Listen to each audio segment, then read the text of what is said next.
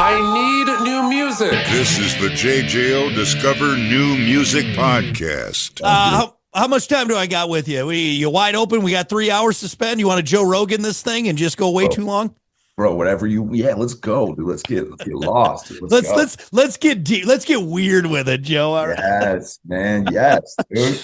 All right. Well, hey, no one better I'd rather get weird with than you, Joe, from DED, joining us for Discover New Music.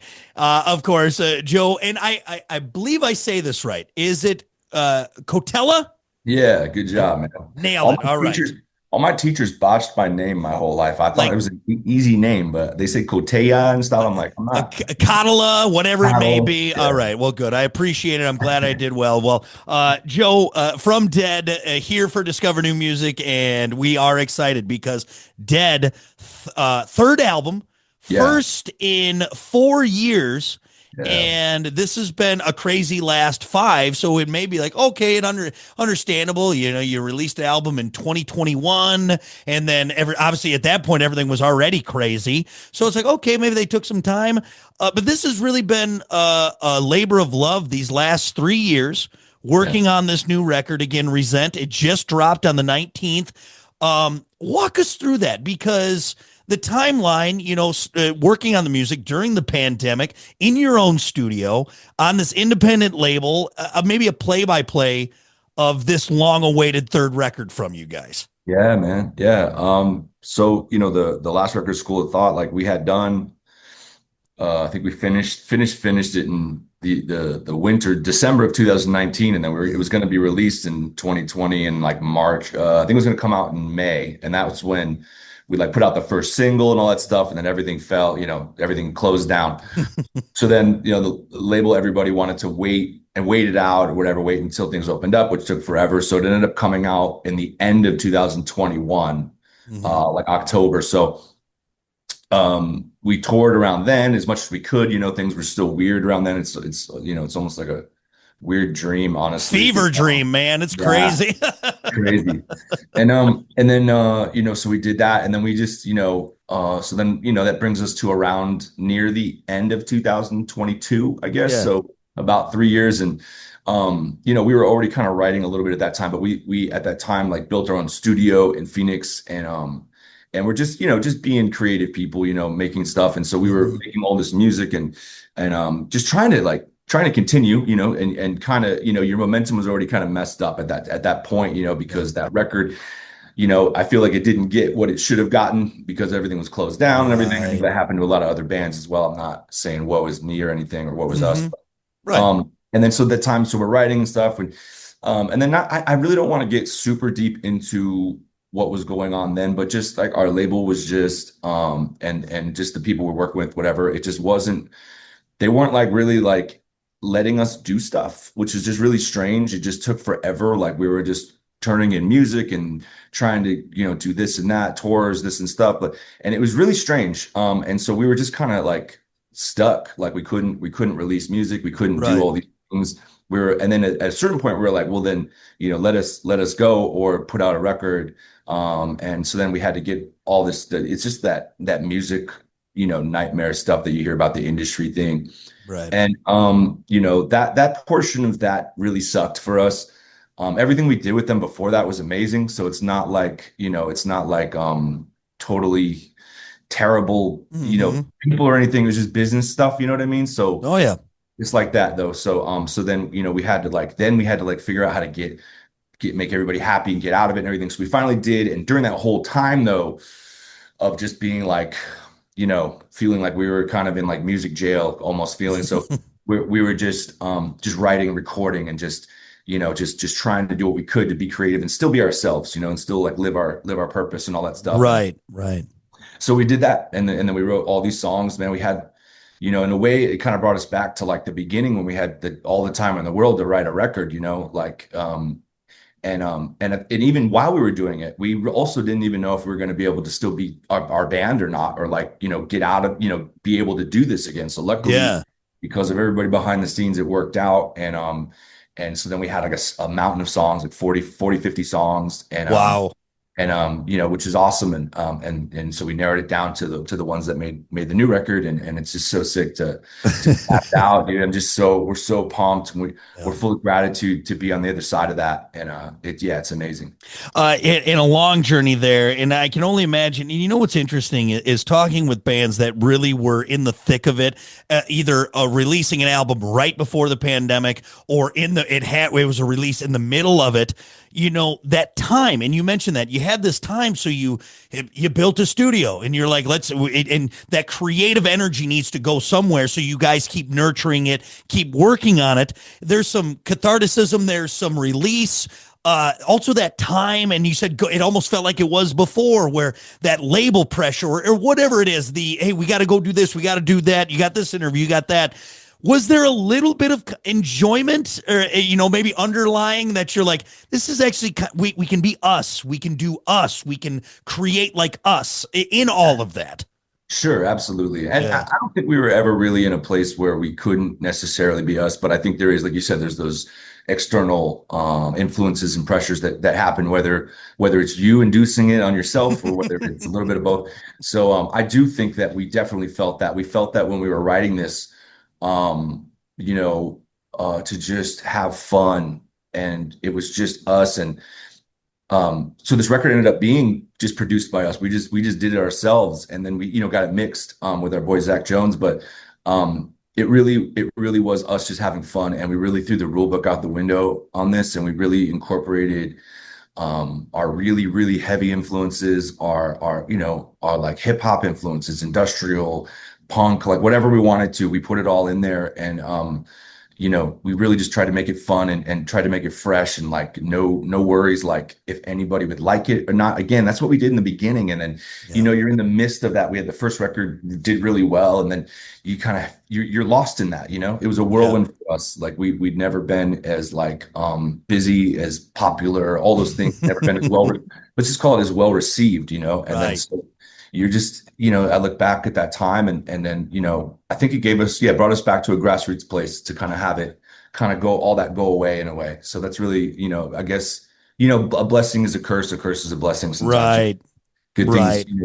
there's a positive and a negative to almost everything. Well, and you look and you decide which one you're going to find on that, or which one you're going to spend more energy on. And I'm glad you guys spent energy on making the music, because now we have a brand new Dead album, Resent. Like I mentioned, it dropped on the 19th, and I know like you mentioned, you guys are just so excited, just stoked to have this out, because it's a long time, and a lot of effort put in there. Talking about adding those influences in, and being able to maybe take some chances, throw caution in the wind. Hell, if it doesn't work, well, you're still just right. It doesn't matter. Pulling in, was there anything that you're like, wow, this really worked? Like, man, I want to spend more time doing this, and maybe some other things that you're like, okay, I'm glad we delved into it, but let's maybe back off and not focus so much on that on this record.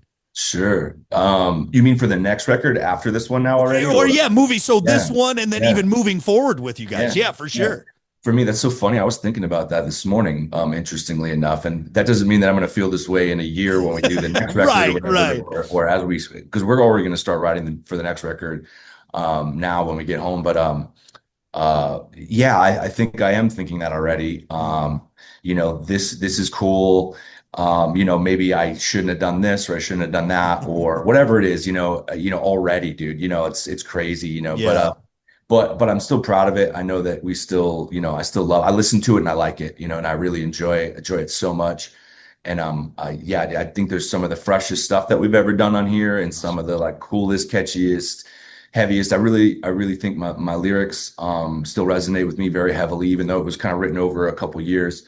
Cool. I think I really tried to write diary honest lyrics. I didn't try to write anything that I thought like, oh, hopefully people feel this way, even though I don't, like that. It's like, no, I need to enjoy it first.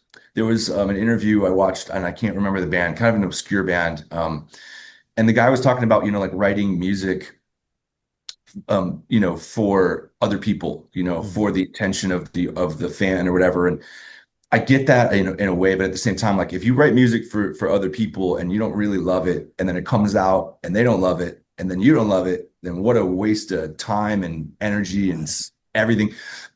if you love it and it's yours and you just back it and you want to put out something that you're proud of, if everybody loves it, great, then everybody loves it. But if they don't love it and you still love it, then it's still great. It's still a success. You know what I'm saying? So I think that's kind of the idea, a little bit is like we love it and we just hope everybody loves it. That's great. And if they don't, that's also okay. Like it makes it okay. That is so poignant. I think such a great, just a great thing you pointed out there, because and I think it goes with your generation and this generation of musicians, is that it's not this poison, nothing but a good time, and there's a time and a place. It's something that is true to you, and when you put your stamp on it, it's like, this is me. This is what I'm writing for, is for me. And I just hope it resonates, and you're doing your best for it. You want other people to enjoy it, but that's just such a great way to look at the art that you're putting out is it's you first, and you're just hoping that it resonates. And obviously it is, because everyone's just been up in arms and excited about this. I love that take on it. And it means so much as a fan and a listener to know that it's not just some bubblegum, BS that we're just enjoying for the time, and it's not going to sit, or whatever. It'll be there and gone. And I think that's really great. And I'm glad that you guys and just the generation of singers we have right now are continuing to do that and being true to them, which then really speaks to the listener out there. So I commend you on that. And again, Resent, we got the full album out now.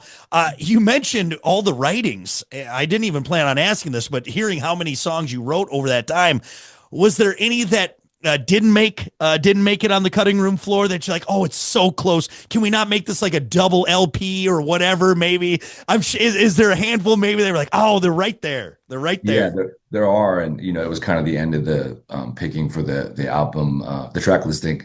I know we all there was like the obvious maybe 6 or 7 that everybody was like, yeah, that's good, right, unanimous. And then there's the other 5 or 6 or whatever. So I know that there are a handful that we want to release, and the way it is nowadays, like you can just release a single. So I think we will do that with maybe 2 or 3 of them, or maybe rework them a little bit and then go for it. Maybe do a deluxe edition, like probably sooner than later. There's no reason to wait nowadays. Everybody wants everything right away, and have it. Why not do it? So yeah, we're already discussing a deluxe edition or releasing more music, like as soon as possible, actually. So yeah, I'm excited, because there were a couple that I think would have been really cool additions to the record, but I'm happy with what we got, but it'll be cool to add a couple extras. Right, and that's I want you to know we're all enjoying what you put out, but it's just It's great. What I would do if I were you is I would just ride this out for the next 20 years. You just release a chunk of songs, you'll be fine. You're set. You got enough for the next couple decades, man. Yeah, we're fine. Won't have to write anything new for at least 15 more years. We're all set, man. Well, very good. Again, Resent from Dead. It's out now. And this is actually a 2-part. I ask this for everyone that I do interviews to, and it's always kind of a tough question, or sometimes it's easy, surprisingly or not. 2-part with you guys. One, do you have a favorite track on the record, or one that speaks to you more than the rest? 2, for songs that didn't make a cut, is there a favorite that you're really hoping to maybe get on the next go around? Yeah, so I would say for the record, I'd have to split it up into 2 of them, which is I think significant with the record, with most of our music actually. There's I like to call it negative music for positive people. So like there's a real duality of like, certain songs are really heavy, and there's a hopelessness to it, and there's a I'm giving up. I don't, like, the world needs to get washed out, like I'm praying for rain. Right. There's that part of you on certain days, and then there's other parts where it's more optimistic. So like there's a song called Wasted that's really kind of like my pessimistic side, my throwing up my hands, F everything, type of stuff. That one, it's the opening cut on the record. I think it's really really fresh. It just feels really cool to me. And feels like we tried to write like future music. We actually used that word future music for ourselves, was to write something that we wouldn't have written right now and to try to push ourselves to do different things and just make something weird.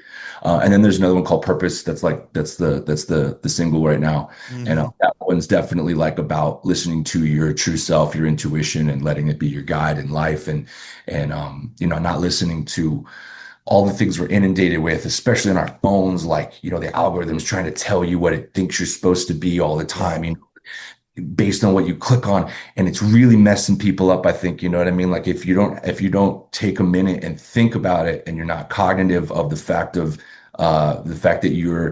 they're trying to make you feel good and make you come back to their device and everything like that, and like and pull you down a certain way, or I put you in this identity box. Mm-hmm. And I think that we're all super unique individuals, and we're all very capable of being cognitive of what our intuition tells us, what is correct as a human being, all those things. So that's what purpose is about. And when you find those things and you know what you love, your purpose, whether it's your art or your job or martial arts or your family or whatever you find joy and beauty in, and you flourish in, to surround yourself and make that like your life, like feel like I can just feel myself, even just talking about it. I can feel being alive. I can feel it in my chest, so I really want to share that kind of experience and that kind of that thought process with people, and I love it.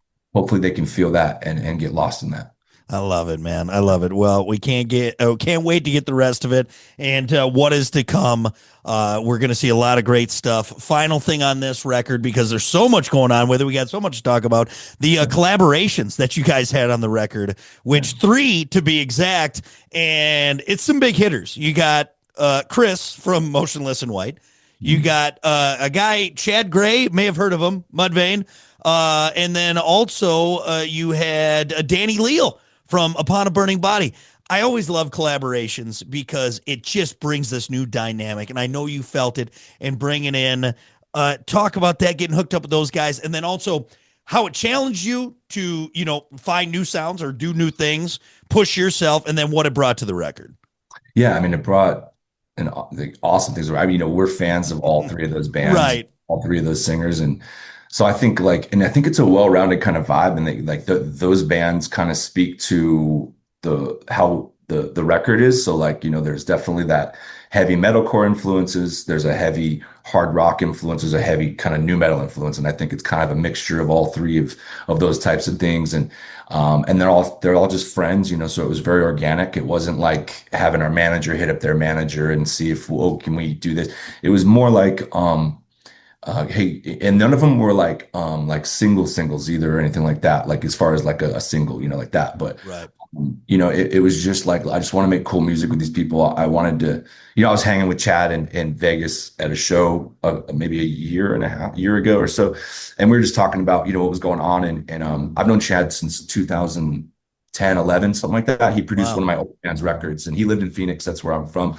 So just, love Chad, and I'm so proud of him, and everybody go check out the new Mudvayne stuff. Like I've seen his journey, and I'm so proud of them for coming back and putting out such amazing new music. It's so awesome. But anyway, like having him on the record, like we were talking, we went to something more melodic, something like this. I was like, dude, I want you on something just gnarly, And so that's what we did. I sent him, I think I sent him a couple of different songs, and I was like, I think this one, dude, the one that he's on is called You Want Honest. I feel like it has kind of like I don't know. To me, it feels kind of like older Sepultura or something like that, Oh, nice. Like and I know Chad gets down with like Obituary and some just some, he gets down with some heavy, some really heavy stuff and thrashy stuff, I guess. And so I was like, what do you think about this one? And he was into it. And so he got down on it. It was awesome, dude. It was, and it's just so cool, even though he's been my friend for so long now, it's still, I still remember the first time I heard LD50, like I still hear him, I still watch him, like, as both a friend and a fan, frankly. So cool to have him on it. Same thing with Chris. I was like, send him a couple things. I was like, I just want you on just a ripper, bro. I'm not trying to have you on, so we can, have a big radio hit. I just want to do something sick. I had done their song Slaughterhouse with them at Red Rocks. I did Brian's part from Knock Loose, and it was just so fun to just do, like, because that song up there is like one of their heaviest songs they ever did. Right. And that really inspired me. I was like, I want a song, a really heavy song. And I think that's where that came from. And then with Danny, same thing. Our guitarist Alex is good homies with them, and their bass player Thomas came out on an In This Moment run and filled in, and so we just became good friends with them, and we had that song Rise Above It All, and we just felt like I could just hear Danny on it. I could just hear him doing it. We needed that extra something with it, like the extra balls, that I thought. And he has this great yell scream thing that is just so audible, and it's just so round and full, and I could just hear it. And then he did it, and it was exactly like what I thought it would sound like. And we just sent it to him. He sent it back. He just knocked it out of the park. Did everything he wanted to do. I was just like, I told him a couple things, and then I said, but just get nuts, do whatever you want. And he just did his thing, and he did more than we asked him to, and it was so sick. So love it.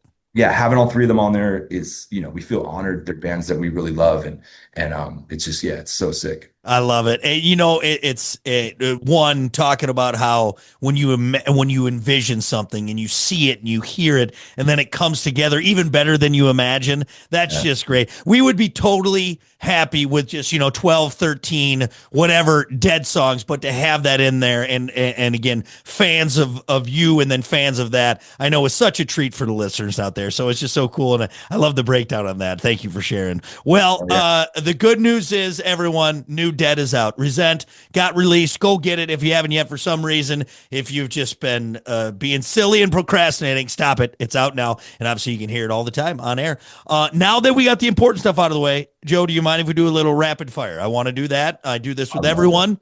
This is the non-important stuff, but we're still going to learn a little bit about you, okay? Let's go. All right. No wrong answers. Go with your gut. Let's start simple. All right. Sneakers or sandals? What is it? Sneakers or sandals? Flip-flops. You do the flip. Okay, flip-flops. Oh, Yeah. so when you hear sandal, do you think like the Jesus Cruisers, like yeah, I got you. Yeah, or slides or whatever. Yeah. Yeah. Flip-flops my whole life, man. Kind of a hippie dude. I love it. And then Vans and flip-flops back and forth. So I see. You can't go right. And obviously, like you said, you're an Arizona boy, so either your feet are hot or they're in flip-flops. That's how it works right there. So. Exactly. All right, let's do Vanilla Ice or Ice Cube? Ice Cube. That's fair. I'd figured you were going to say that one. Billy Ocean or Billy Idol? Billy Idol. Going with Billy Idol. That I mean, bottle blonde.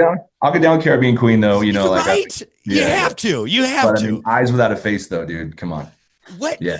That's such. I love that you are on the deep side of it, because we can all just go with the tip. We know Billy Idol and the blonde hair and the rebel, whatever. But I love that you appreciate it. So that's great.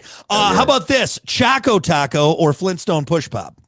Ooh, Choco Taco. I'm so sad that they are discontinued. I have a fond memory. My uncle, again, Arizona hot summer days, going over to my uncle's house using the pool, and he'd have a freezer in the garage just stacked with Choco Tacos, and I would just rip those every weekend, and it was something I look forward to. So yeah, 100%. 100%. Yeah. And I don't think anyone, because I think you and I are very close in age. You don't know if you're not old enough, the pure joy and flavor burst of that somewhat chewy wafer, taco shell within there. I would go to the pool with $5 in money for a snack, and I'd spend $4.50 for a Choco Taco, and that was it. And that was all I needed. That's all I needed. Absolutely. It's dessert and it's a taco. It's Mexican and dessert. It's fantastic. It's perfect. Yes. I would suck in my gut and walk past the girls at the pool, and then I would get my Choco Taco and eat it in the shit. Yeah. I love it. How about let's do here. We'll end on this one. Would you rather take a Chuck Norris roundhouse kick at 100% power or a Mike Tyson punch at 50% power? Oh my God. It's a tough one. So terrible. Both sound so terrible. And let's put them in their prime, just put them in their prime, like just to make it way worse. Yeah. So Chuck Norris, Enter the Dragon, and Mike Tyson right out of prison. I mean, fresh out of prison. 50% Tyson. I mean, 50% Tyson. I feel like, I mean, even 50% would be horrible, but 50% is better than 100%, That's true. And Chuck Norris, I mean, hey, he beat Bruce Lee, man. It was crazy. Yeah, man. What was that? Return of the Dragon? It was Enter the Dragon or Return of the Dragon, whatever one it was. Bruce Lee, ripped off his chest hair in that one, I think. Yeah, he was. Yeah, I loved, and it's so classic because instead of this, shaven, glistening chest, no, it's a guy with shoulder hair that connects to his chest hair. But that's not the guy you want to fight right there at all. Dude. That was like At the all. 70s too. That's when everybody was doing it, and it was Oh, cool. And I don't know if you've seen it, but there's a really good take if you look it up where they do it where they're like taking their shirts off, get ready to fight, but they do it with like this kind of romantic music, and it's like they're getting ready to hook up, dude. Bruce Lee and Chuck Norris, dude. It's so funny. Yeah, well, definitely I try to know find what I'm that. doing after this interview. That's exactly Absolutely. what I'm doing. Yeah. And that's all I need. That's all I need Hell right yeah. there. Joe, thank you for humoring me. More importantly, thank you for talking new music, brother. Yeah. Dead, Thanks for talking to me, man. Resent. It's out now, and we can't wait to see you, buddy. Appreciate you, man. It's so good to be back here and just hanging out, talking music with you, and good to see you, man. Thanks. Listen, rate, share, subscribe. Discover new music now at WJJO.com, in the JJO app, or wherever you get your podcasts. Brock has a new interview every Thursday evening between 6 and 7. 94.1 JJO.